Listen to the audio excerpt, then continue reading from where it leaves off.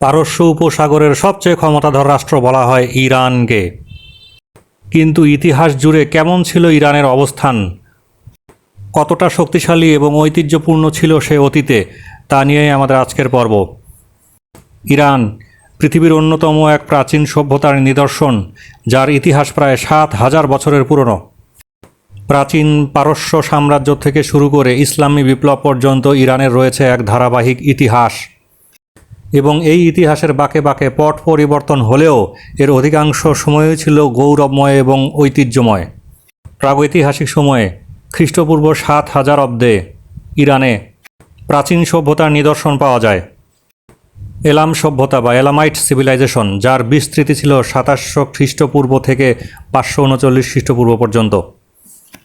এটি ইরানের ইতিহাসে সবচেয়ে প্রাচীন সভ্যতার নিদর্শন। এরপর অ্যাচেমেনিড এম্পায়ার বা অ্যাচেমেনিড সভ্যতা, যার বিস্তৃতি ৫৫০ থেকে ৩৩০ খ্রিস্টপূর্ব পর্যন্ত, এবং এর বিস্তার ঘটেছিল সাইরাস দ্য গ্রেট এর মাধ্যমে, যা ছিল ওই সময়ের সবচেয়ে বৃহৎ এম্পায়ার, যার বিস্তৃতি ছিল গ্রিস থেকে ইন্ডিয়া পর্যন্ত। এরপর আসে সাসানিড এম্পায়ার বা সাসানিড সাম্রাজ্য, যার বিস্তৃতি ২২৪ খ্রিস্টাব্দ থেকে ৬৫১ খ্রিস্টাব্দ পর্যন্ত। এরা ছিল রোমান সাম্রাজ্যের প্রতিদ্বন্দ্বী শক্তি, যেখানে শিল্প, স্থাপত্য এবং জোরোয়াস্ট্রিয়ান ধর্মের বিকাশ লাভ করে। সাসানিড সাম্রাজ্যের পতন হয় ৬৫১ খ্রিস্টাব্দে। এরপর ইরান ইসলামিক খিলাফত শাসনের অন্তর্ভুক্ত হয়। দীর্ঘ সময় ইরান ইসলামিক শাসনের আওতায় পরিচালিত হতে থাকে। এরপর আসে সাফাভিদ ডাইনেস্টি বা সাফাভিদ সাম্রাজ্য, যার বিস্তার ১৫০১ থেকে ১৭৩৬ পর্যন্ত। এই সাফাভিদ ডাইনেস্টি সর্বপ্রথম ইরানে শিয়া ইসলামকে সুপ্রতিষ্ঠিত করে অত্যন্ত জোরালোভাবে। তারাই এই ধর্মকে স্টেট রিলিজিয়ন এবং ইরানের প্রধান আইডেন্টিটি হিসাবে এস্টাবলিশ করে। এই সময়ে ব্যবসা বাণিজ্য, শিল্প এবং আর্কিটেকচার বিকশিত হয়। এরপর আসে কাজার ডাইনেস্টি ১৭৮৯ থেকে ১৯২৫। এই কাজার রাজবংশ, এদের আমলেই ইরানে সর্বপ্রথম ইউরোপিয়ান ইনফ্লুয়েন্স তৈরি হয় এবং ইরান ধীরে ধীরে ইউরোপিয়ান ট্র্যাডিশনের দিকে ধাবিত হতে থাকে। এরপর আসে আধুনিক যুগ, যার সূত্রপাত ঘটে পাহলভি রাজবংশের মাধ্যমে, যারা ইরান শাসন করে ১৯২৫ থেকে ১৯৭৯ পর্যন্ত। রেজা শাহ এবং পরবর্তীতে মোহাম্মদ রেজা শাহ ইরানকে আধুনিকীকরণের দিকে নিয়ে যেতে থাকেন। এরই মধ্যে পশ্চিমা প্রভাব এবং স্বৈর শাসনের কারণে অসন্তোষ দানা বাঁধতে শুরু করে। পরবর্তীতে ১৯৭৯ সালে আয়াতুল্লাহ খোমেনির নেতৃত্বে একটি বিপ্লব সংগঠিত হয় এবং ইসলামিক প্রজাতন্ত্র হিসেবে ইরান আত্মপ্রকাশ করে এবং পাহলভি রাজবংশের সমাপ্তি ঘটে। এরপর পরে আসে ৭ ইল আরবকে কেন্দ্র করে ইরাক এবং ইরানের মধ্যকার যুদ্ধ, যা স্থায়ী হয় প্রায় ৮ বছর, ১৯৮০ থেকে ১৯৮৮ পর্যন্ত। এই যুদ্ধ ইরাক এবং ইরান উভয়ের অর্থনীতিতে ব্যাপক ক্ষতি সাধন করে। তবে ইরানের অভ্যন্তরীণ শাসনতন্ত্রে আর কোনো পরিবর্তন আসেনি।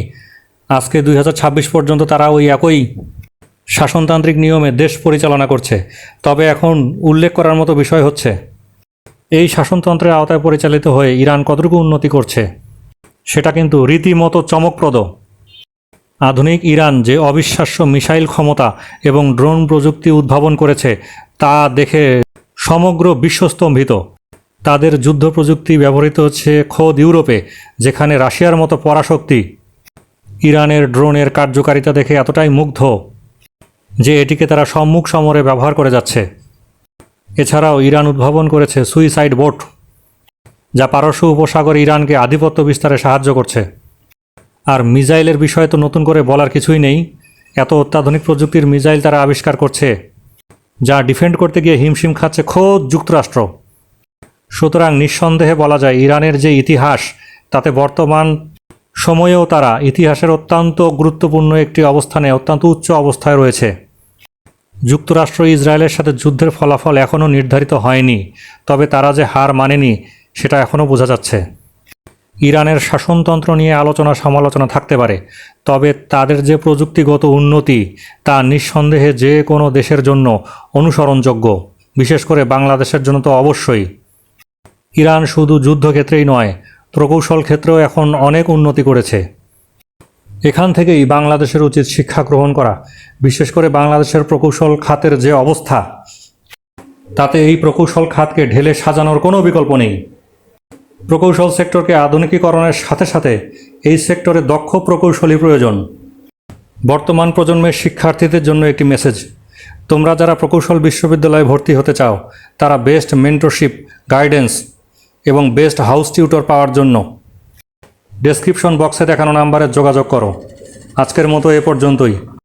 পার্সিয়ান জাতির বীরত্ব গাথার মতো আর অন্য কোন জাতির বীরত্ব গাথা সম্পর্কে তোমরা জানতে চাও তা কমেন্ট বক্সে লিখে জানাও। প্রকৌশলী আহসান।